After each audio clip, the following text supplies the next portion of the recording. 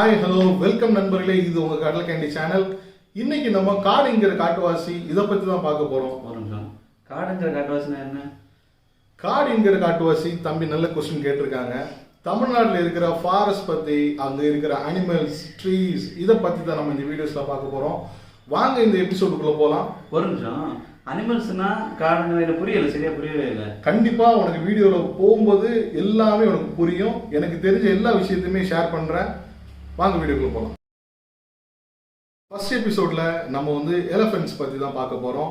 எலிஃபென்ட்ஸோட குணாதிசயங்கள், அதோட ஃபுட்ஸ், அது என்ன, எங்க வாழுது, எந்த மாதிரி காட்டுல இருக்குது, இதை பத்தி நம்ம பார்க்க போறோம். எலிஃபென்ட்ஸை பத்தினா எனக்கு சரியா புரியல. அது எப்படின்னா, அது எந்த பத்தி நீங்க பேச போறீங்க? எலிஃபென்ட்ஸ்னா ஓகே தம்பி, உனக்கு எலிஃபென்ட்ஸ் பத்தி என்ன தெரியும் அதை நீ ஜஸ்ட் எங்களுக்கு ஷேர் பண்ணு. நான் அதுக்கப்புறம் உனக்கு எலாபரேட்டா உனக்கு சொல்லி கொடுக்குறேன். எலிஃபென்ட்ஸ் பத்தி எனக்கு என்ன தெரியும்னா, சின்ன வயசுல கோவில்ல பார்த்துருக்கேன், அப்புறம் படத்துல பார்த்துருக்கேன். பெரிய பெரிய வெயிட் எல்லாம் தூக்கும், அப்புறம் பிரம்மாண்டமான மிருகம். அப்படி பிரம்மாண்டமான மிருகம். கண்டிப்பா எலிஃபென்ட் பாத்தீங்கன்னா வேர்ல்ட்லயே இப்ப இருக்கிற ஒரு மிகப்பெரிய அனிமல் தான். அதுல எந்த மாற்று கருத்தும் கிடையாது. ஒரு எலிஃபென்ட்னால வருஷத்துக்கு அதோட வாழ்நாள்ல கிட்டத்தட்ட 18 லட்சம் மரங்கள் நட முடியும் அப்படின்னு சொன்னா உன்னால நம்ப முடியுமா? வாய்ப்பே இல்லை. அது எப்படி முடியும்? கண்டிப்பா இந்த மாதிரி நீங்க நம்ப முடியாத விஷயங்கள் யானை என்னெல்லாம் பண்ணுது, இதை தான் நம்ம இந்த வீடியோல எலாபரேட்டா பார்க்க போறோம். ஃபர்ஸ்ட் எபிசோட ஃபுல் அண்ட் ஃபுல் நம்ம எலிஃபென்ட்டுக்காக ஒதுக்குறோம். எலிஃபென்ட்ஸ் பாத்தீங்கன்னா ஆதி காலத்துல கிட்டத்தட்ட 24 வகை இருந்திருக்குங்க. என்ன 24 வகையா? ஆமா தம்பி, 24 வகை இருந்துச்சு. இப்போ காலப்போக்கில் பாத்தீங்கன்னா ஜஸ்ட் 2 வகை தான் இப்போதைக்கு இருந்துட்டு இருக்கு. அந்த 2 வகை எதுன்னு பாத்தீங்கன்னா, ஒன்னு ஏசியன் எலிஃபென்ட்ஸ், இன்னொன்னு பாத்தீங்கன்னா ஆப்பிரிக்கன். யானை தானே இதுல? என்னன்னா ஆப்பிரிக்கன், ஏசியன், இப்படி இந்த மாதிரி வித்தியாசங்கள்? தம்பி ரெண்டுமே யானை தான். பட் என்னன்னா ரெண்டுக்குமான குணாதிசயங்கள் ரொம்ப ரொம்ப ஜாஸ்தி நிறைய இருக்கு. ரெண்டுக்கான டிஃபரன்ஸ் நிறைய இருக்கு. இப்போ ஆப்பிரிக்கன் எலிஃபென்ட்ஸ் பாத்தீங்கன்னா தோற்றத்துல ரொம்ப பிரம்மாண்டமா ஹைட்டா இருக்கும். அது இல்லாம ஆப்பிரிக்கன் எலிஃபென்ட்ஸ்க்கு பாத்தீங்கன்னா ஆண் யானைக்கு மட்டும்தான் தந்தை இருக்கும், பெண் யானைக்கு தந்தை இருக்காது. அதே இது ஏசியன் எலிஃபென்ட்ஸ் பாத்தீங்கன்னா உனக்கு ஆண் யானைக்கு தந்தை இருக்கும், பெண் யானைக்குமே தந்தை இருக்கும். உயரத்துல கொஞ்சம் குள்ளமா இருக்கும், பார்க்க ரொம்ப அழகா இருக்கும். ஆப்பிரிக்கன் எலிஃபென்ட்ஸ் ஹைட்டா இருக்கும், பட் யானைக்கான ஒரு பிரம்மாண்டம் அதுகிட்ட இருக்கும். ஆனா அதோட வெயிட் பாத்தீங்கன்னா கொஞ்சம் கம்பேர் பண்ணும்போது கொஞ்சம் வித்தியாசங்கள் தெரியும்.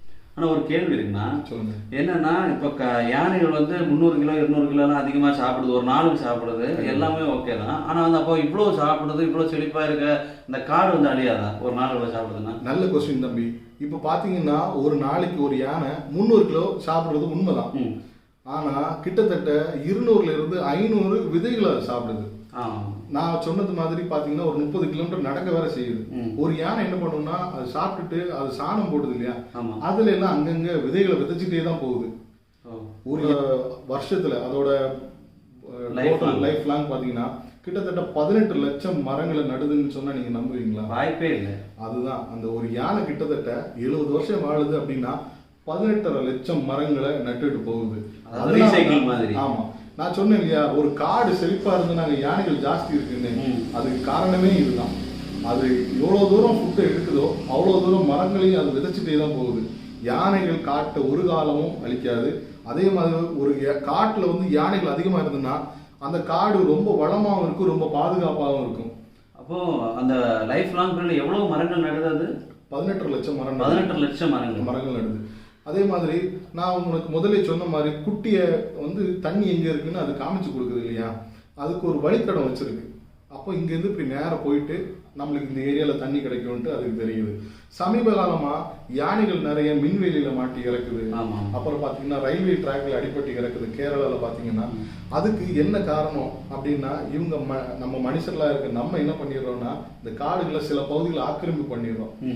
ஆக்கிரமிப்பு பண்ணி என்ன பண்றோம்னா, நம்ம நல்லதுன்னு நினைக்கிறோம், நம்ம அங்க பிளான்டேஷன் தான் பண்றோம், நம்மளுக்கு தேவையான உணவை தான் நம்ம பயிரிடுறோம்னு.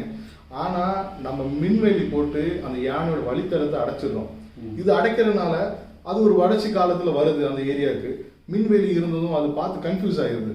நம்ம இது தாண்டி தானே போகணும், இங்க அடைச்சிருக்கு, நம்ம என்ன பண்றதுன்னு தெரியாம அது அந்த இடங்களை உடைச்சிருது. அப்போ மனுஷன் என்ன பண்றான், யானைகள் எங்களை தாக்குதல் பண்ணுதுன்ட்டு கவர்மெண்ட்டை புகார் பண்றான். யானை யார்கிட்ட போய் புகார் பண்ண முடியாது. ஆனாலுமே நம்ம தமிழ்நாடு வனத்துறை பாத்தீங்கன்னா ரொம்ப ஸ்ட்ரிக்டா தான் இருந்துட்டு இருக்கு. இதுக்கு முன்னாடியான காலங்கள்ல நிறைய மரக்கடத்தல் இருந்தது, சந்தன மர கடத்தல் அப்படின்லாம் நிறைய சொல்லிட்டு இருந்தாங்க. நம்ம அந்த டாபிக் போக வேண்டாம். ஆனா இப்போ பாத்தீங்கன்னா இந்த வேட்டையாடுதல்ங்கிறது கம்மியாயிருக்கு. ஆமா, வேட்டையாடுதல் அறவே ஒழிச்சுட்டாங்க கவர்மெண்ட். ஆனால் சில லாட்ஜஸ், அதாவது நிறைய ரூம் ஃபெசிலிட்டிஸ்லாம் இருக்கு, அந்த ரெசார்ட்ஸ் இருக்கு. அவங்க என்ன பண்றாங்கன்னா அவங்க ஏரியாவுக்கு வராமல் இருக்கிறதுக்கு சுற்றுச்சுவர் கட்டுறாங்க. சில நேரங்களில் அது தாண்டி வருது யானைகள், அதுக்கு தெரியாது, அதோட வழித்தடமே அதுதான். அப்படிதான் போகணும் வரணும். நம்ம இப்போ காடுகள் பார்த்தீங்கன்னா நம்ம ஒரு டிராவல் போயிட்டு இருக்கும்போது இங்கு யானைகள் நடமாடும் பகுதின்னு போட்டிருப்பாங்க. அப்புறம் இந்த ரோட்ல வந்து யானை கடந்து செல்லும்லாம் போட்டிருப்பாங்க. எதனால போட முடியுது அவங்களால? அவங்களுக்கு தெரியும் அந்த வே மட்டும்தான் அதை யூஸ் பண்ணணும்னா வேற எங்கேயுமே டிஸ்ட்ராக்ட் ஆகி போகாது. அதனால தான் அவங்க நிறைய சைன் போர்ட்ஸ் வச்சுருப்பாங்க. அப்புறம் நிறைய ஃபாரஸ்ட்டோட லிங்க் வந்து நாங்கள் டிஸ்கிரிப்ஷனில் கொடுக்குறோம்.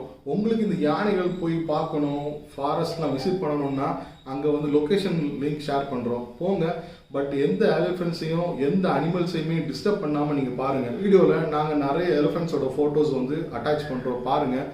அப்புறம் நாங்களே எடுத்த வீடியோஸும் சிலதையும் அட்டாச் பண்ணுறோம், பாருங்கள். அப்புறம் நிறைய எலிஃபென்ட்ஸ் அட்டாக் பண்ணுற வீடியோஸும் நம்ம செய்திலையும் பார்க்குறோம், நிறைய வாட்ஸ்அப் ஷேர் அதிலெல்லாம் பார்த்துட்டு இருக்கிறோம். என்னென்ன இப்போ ஒரு ஃபாரஸ்ட்டுக்குள்ளே நம்ம போகிறோம், ஒரு எலிஃபெண்ட் இருக்குது அப்படின்னா ஜஸ்ட் நம்ம அதை பார்த்துட்டு அப்படியே கடந்து போயிட்டா பிரச்சனை இல்லை. சிலர் என்ன பண்ணுறாங்கன்னா ரொம்ப நாய்ஸ் கிளப்புவாங்க, அதை டிஸ்டர்ப் பண்ணுற மாதிரி. அப்புறம் என்ன பண்ணுவாங்க, எதையாவது பாட்டில்ஸுக்கு எறிவாங்க. அப்போ என்ன ஆகுனா கண்டிப்பாக கிளாஷ் ஆகதான் செய்யும். ஆமாம், கண்டிப்பாக நிறைய ஆல்கஹால் பாட்டில் வந்து உடச்சி போட்டிருக்கிறாங்க. சரியா, இது வந்து என்னன்னா அங்கே இருக்கிற அனிமல்ஸை கண்டிப்பாக டிஸ்டர்ப் பண்ணும். அதுக்கு ஏதாவது பட்டுச்சுன்னா கண்டிப்பாக அது ஹாஸ்பிட்டலுக்கு போய் எங்கேயுமே தேடி போகாது, அது தானாகவே சரியானா உண்டு. இப்போ கூட பார்த்தீங்கன்னா சமீபமாக முதுமலை பக்கத்தில் ரொவால்டோ அப்படின்னு நினைக்கிற யானையோட பேர் எனக்கு கிளியராக தெரியல, அதுக்கு கால்லையுமே ஒரு பாட்டில் குத்தி அது கிட்டத்தட்ட 10 வருஷத்துக்கு மேல அந்த பாட்டில் துண்டோடவே நடந்திருக்கு. அழுகி இருக்கும்ல, ரொம்பவே அதோட கால் வந்து பாத்தீங்கன்னா ரொம்ப பாதிச்சு. இப்பதான் சமீபமா அந்த யானை வந்து வனத்துறையினர் மீட்டு அதுக்கு சிகிச்சை கொடுத்துருக்காங்க. இந்த மாதிரி எத்தனையோ யானைகள் மற்ற விலங்குகள் எல்லாம் பாத்தீங்கன்னா காட்டுக்குள்ள சில அவஸ்தைகள் பட்டுட்டு தான் இருக்கு. அது மனுஷனான நம்மளால மட்டும்தான். நம்ம பிளாஸ்டிக் போடுறோம், அதை சாப்பிட்றது, அதுக்கு தெரியாது இது பிளாஸ்டிக் சாப்பிடக்கூடாதுன்னு தெரியாது, அது சாப்பிட்றது. அது என்னன்னா அது குடலில் போய் அந்த பிளாஸ்டிக் இருந்து ஏதாவது ப்ராப்ளத்தை பண்ணிடுது. கண்டிப்பாக நம்ம இன்னொரு ஃபாரஸ்ட்டுக்கு விசிட் பண்ணோம் அப்படின்னா பிளாஸ்டிக்கை வந்து அறவே பயன்படுத்தாதீங்க.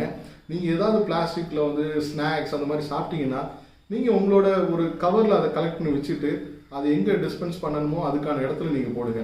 சும்மா இது ஃபாரஸ்ட் நம்ம போடலான்னு போட்டிங்கன்னா நம்மளே அழிக்கிறது தான். ஒரு யானை வந்து அதோட வாழாமல் இறந்து போச்சுன்னா கிட்டத்தட்ட 18 மரங்களை வந்து 18 லட்சம் மரங்களை அடியோட அழிக்கிறதுக்கு நம்ம பார்க்குற வேலை தான் அது. சரி தம்பி, இந்த வீடியோவில் உனக்கான அனுபவத்தை நீ கொஞ்சம் ஷேர் பண்ணி என்ன தெரிஞ்சுக்கிட்டேன்? யானைகளை பற்றி இவ்வளவு தெரியுமா, இல்லை இவ்வளவுதான் நினச்சிட்டு இருந்தேன். அதாவது இவ்வளவுதான் யானைனா பெருசாக இருக்கும், அதுக்கப்புறம் என்ன கோவிலில் இருக்குது, இந்த மாதிரி தான் நினச்சிட்டு இருந்தேன். நீங்கள் சொல்லி தான் இவ்வளோ இருக்குது, 18 லட்சம் மரங்கள் நடணும், அந்த அண்டர்லைன் ரெட் லைனில் போட்டிருக்கு, அந்த மாதிரி விஷயங்கள். அப்புறம் வந்து ஒரு காடே நல்லா இருக்கும் அப்படின்னு சொல்றது இப்போ தான் நான் கற்றுக்கிட்டேன். இந்த மாதிரி யானைகள் மட்டும்தானே இல்லை வேற விலங்குகள் காடுகளை பற்றி சொல்லுவீங்களா? கண்டிப்பாக, விலங்குனாலே அது காடை வந்து பாதுகாக்கிறதும் அதோட கூட்டம் தான். அப்புறம் இன்னொன்று நான் சொன்னது பார்த்தீங்கன்னா ஒரு 1% மேபி ஒரு 1 or 2% தான் யானைகள் பற்றியுமே காடை பற்றியும் சொன்னது. இனி வரக்கூடிய வீடியோஸில் நம்ம வேற ஃபாரஸ்ட் பற்றி பார்ப்போம், வேற அனிமல்ஸை பற்றி பார்ப்போம். இன்னும் நிறைய எங்களால் முடிஞ்ச வரைக்கும் எங்களுக்கு தெரிஞ்ச விஷயத்த உங்களுக்கு ஷேர் பண்ணுறோம். அதே மாதிரி உங்களுக்கு ஏதாவது அனிமல்னால டிஸ்டர்ப் ஆன அப்புறம் ஏதாவது அனிமல்ஸ் பார்த்த எக்ஸ்பீரியன்ஸை நீங்கள் கண்டிப்பாக சொல்லலாம். அப்புறம் முடிஞ்சா வேற லொகேஷன்ஸ் நாங்கள் ஷேர் பண்ணுறோம், நீங்கள் போய் விசிட் பண்ணுங்கள் உங்களோட ஹாலிடேஸில். ஆனால் கண்டிப்பாக எந்த அனிமல்ஸையும் டிஸ்டர்ப் பண்ணாதீங்க. நெக்ஸ்ட் எபிசோடில் பார்ப்போம். தேங்க்யூ.